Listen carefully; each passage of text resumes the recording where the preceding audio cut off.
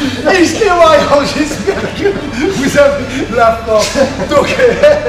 Donc, à un moment donné, il y a une technique secrète quand vous ne savez plus quoi faire, quand vous êtes prêt à deux doigts de taper, il reste les guili. Je reviens pas. Bon, eh bien, je suis accompagné d'un expert de Jiu-Jitsu brésilien. Je crois que c'est la première fois, à part quand j'étais au Brésil, on a remis le bas de kimono. Voilà. Et là, je suis accompagné de Samir Ben Saïd, ceinture noire de Jiu-Jitsu brésilien. Et ça fait combien de temps que tu es ceinture noire? 6 ans cette année. Respect. Donc, au Jiu-Jitsu brésilien, c'est le seul sport que le niveau de, enfin le grade que vous avez veut dire quelque chose en combat. Au karaté, au judo, dans tous les autres sports d'arts martiaux, pour être ceinture noire et en fait être bidon ou pas efficace en combat. Mais en jiu-jitsu brésilien, s'il est ceinture noire, c'est qu'il a du bon niveau. Et ça fait combien de temps que tu en fais? Ça fait quasiment 14 ans cette année, 14-15 ans de jiu-jitsu brésilien. Voilà. J'ai mon club, ma chaîne YouTube et voilà, ça se fait plaisir. Donc, il a une chaîne YouTube, vous pouvez suivre ses entraînements, ses techniques, si vous voulez progresser au sol. Voilà, si vous combattez ou si vous aimeriez vous mettre au MMA, vous pouvez aussi aller sur sa chaîne, je le mettrai dans la description. Eh bien, restez avec nous, c'est parti, c'est maintenant!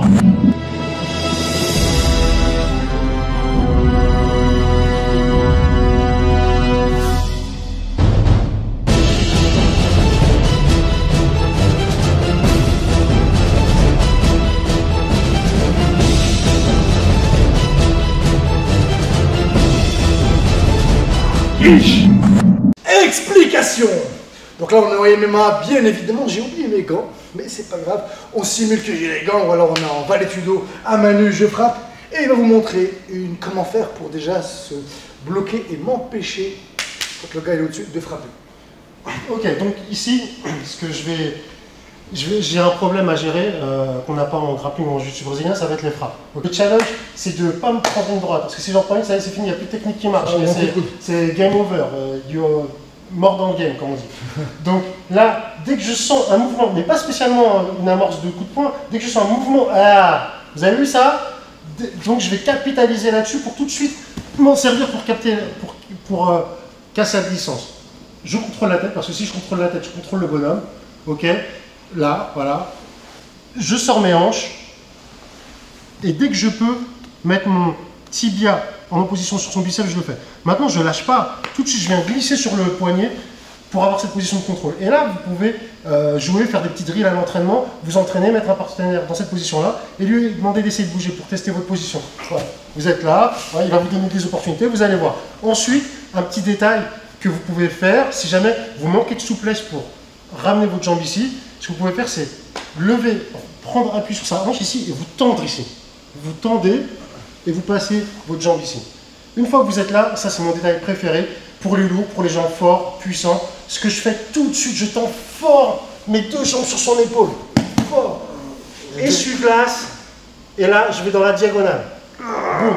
Si je relâche un peu fouette, si jamais vous avez un partenaire qui est lax et qui est souple, vous continuez, il faut croire dans la position, il faut croire dans la technique, vous vous levez jusqu'à ce que votre tête aille dans le sol. C'est dans cette direction qu'il faut aller pour faire taper en omoplata.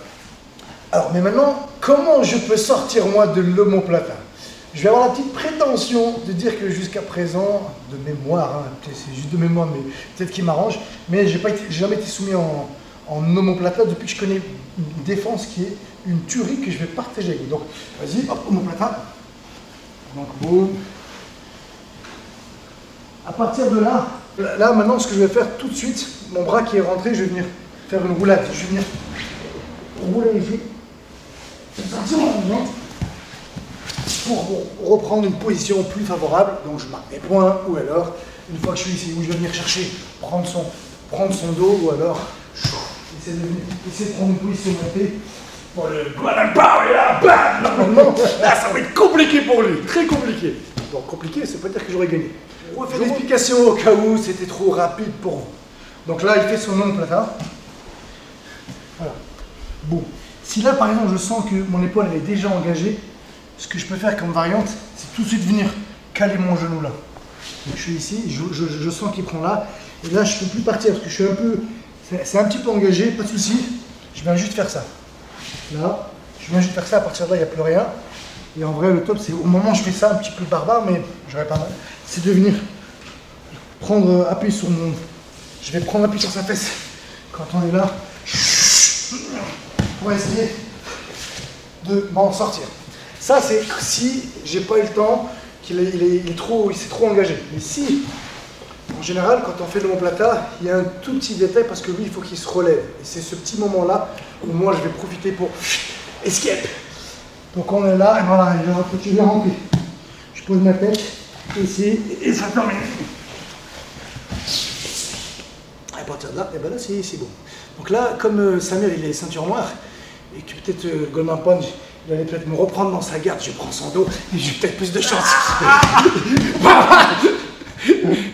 Alors comme d'habitude, j'espère que cette vidéo vous a plu. Pour toutes les personnes qui veulent aller plus loin dans l'entraînement, dans la préparation, très bientôt, je vais sortir une big formation sur le MMA où j'ai tourné, pour ceux qui me suivent sur Instagram, avec Denison Silva, un Brésilien combattant pro et champion de MMA. On a dû montrer, peut-être qu'on a tourné peut-être 300 ou 400 techniques. Donc il vous suffit juste de faire une pré-inscription pour être prévenu de la sortie de la formation. Voilà. Et après, pour les gens qui veulent apprendre un petit peu de boxe, perdre du poids ou se préparer physiquement, vous retrouverez tout dans la description. Et n'hésitez pas à aller aussi vous abonner, à aller suivre Samir. Il a une chaîne et il va vous permettre, il est vraiment très gentil, très humble et très efficace, très fort, pour vous permettre d'augmenter votre niveau au sol. Et bien sur ce, on vous dit maintenant, Samir, on leur dit quoi? À vous de jouer!